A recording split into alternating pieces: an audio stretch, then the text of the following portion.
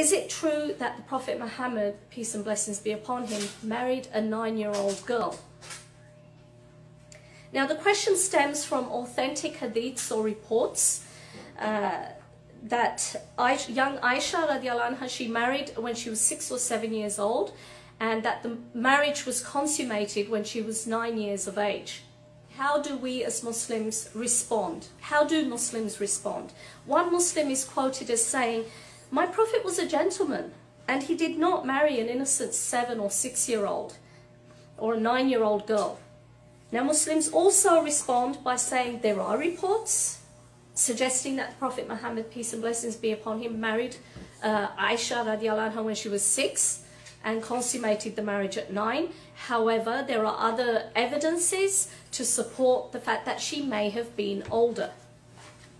Now, while for many Muslims this would have been once enough of a response, there's now an expectation or demand that you clarify which of the two positions you take.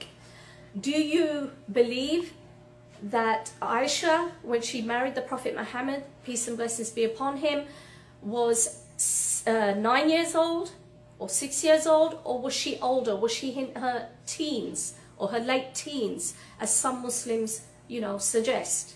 Now, while evidence put forward to support the position that Aisha may have been older when she married may deserve attention, there is no documented report stating that she was older. But there are reports, authentic hadiths, that do clearly state that she was 6 or 7 years old when she married and 9 years old when she consummated the marriage. My response and my position this evening at this presentation tonight is simply to say it how it is, how it was reported. And that is, yes, according to hadiths, Aisha radiallahu anha did marry at age 6 or 7. She did consummate the marriage at age 9. And she did remain in this marriage until she was widowed for 9 years. Am I disturbed by this? Should Muslims overall be disturbed by this? Was it wrong? Was the marriage of Aisha wrong? Was the marriage of young Aisha, may Allah be pleased with her, at age 6 in the Arabian Peninsula 1400 years ago, was it wrong at that time, at that place? History tells us no.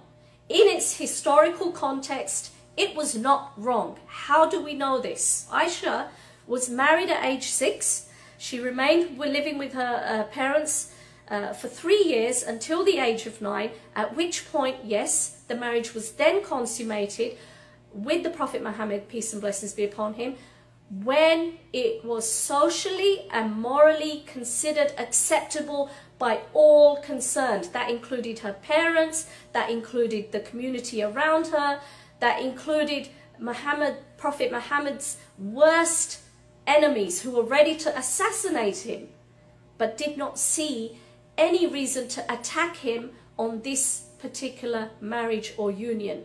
And there was every opportunity for young Aisha to seek refuge with those enemies who would have given her immediate refuge against this marriage, but she didn't choose to do so, and it was never the case that she ever complained of it, even in her older widowed years. The bond between Abu Bakr and the Prophet Muhammad, peace and blessings be upon him, was already solid.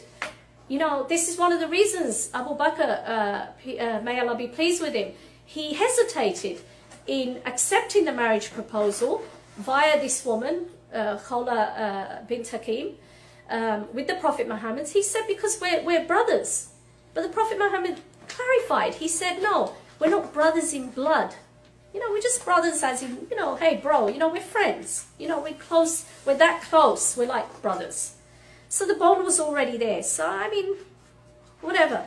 The claim that chapter 65 verse 4 of the Quran, in conjunction with other verses, it stated that, I'll actually quote David Wood on this. He writes, if Islam allows a man to divorce a girl who isn't old enough to have her period, it follows that Islam allows a man to marry a girl who hasn't reached menses.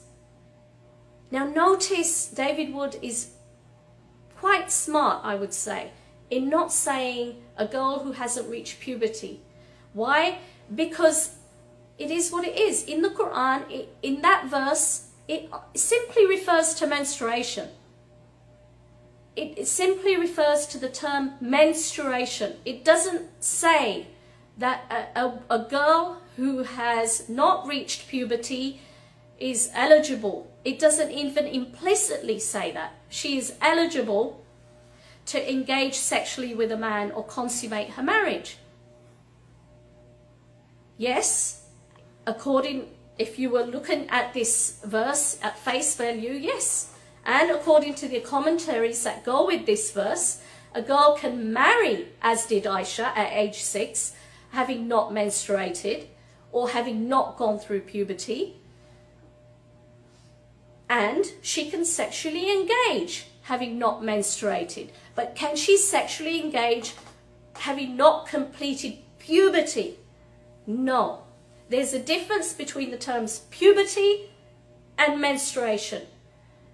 The two are not synonymous in this respect. There is nothing in the Quran or Islam to prohibit marriage to those who have not yet menstruated, yet it would be disingenuous, inaccurate, and dishonest to say that the Quran or other Islamic sources endorse consummation of marriage or sex with prepubescent girls. Remember, not premenstrual girls, prepubescent girls. And we know puberty does not require menstruation to be complete. Aisha narrated, the Prophet said, it is essential to have the consent of a virgin. Aisha said, what if the virgin feels shy? The Prophet said, her silence then means her consent. Now, it's important to note that the Prophet Muhammad clearly states the importance of obtaining consent. A girl should make it known when consent is not being given. It doesn't mean that if she's silent, you know, that's it, that's her consent. Yes, if she remains silent, that is her consent. But the emphasis is she should voice her opposition. She should, you know, make it known. A woman's silence can be damaging. Even in a court of law today in the secular world, in cases of rape, you know, that we always hear cases where they say, well, she didn't say anything. I went ahead. The man says she didn't say anything. She didn't object. So this is where it's being made clear. Silence is taken as consent. Make it clear, make it known.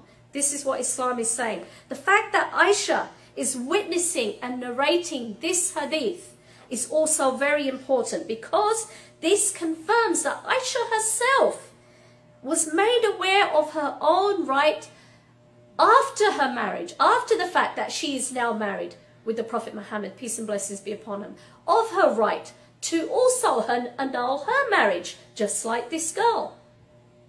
Some may argue, well, maybe she'd be too scared, too frightened to do so, or to challenge the authority of the Prophet Muhammad, peace and blessings be upon him. Why wouldn't she be able to challenge it? There were many enemies of the Prophet who would gladly give her refuge and fight the Prophet for her right and challenge him against his own word of annulling this other young girl's marriage. So, you know, it could be challenged. The Prophet's words could have been challenged, but she didn't. She lived a happy marriage. She never complained about her marriage. She was happy with the Prophet Muhammad. Peace and blessings be upon him.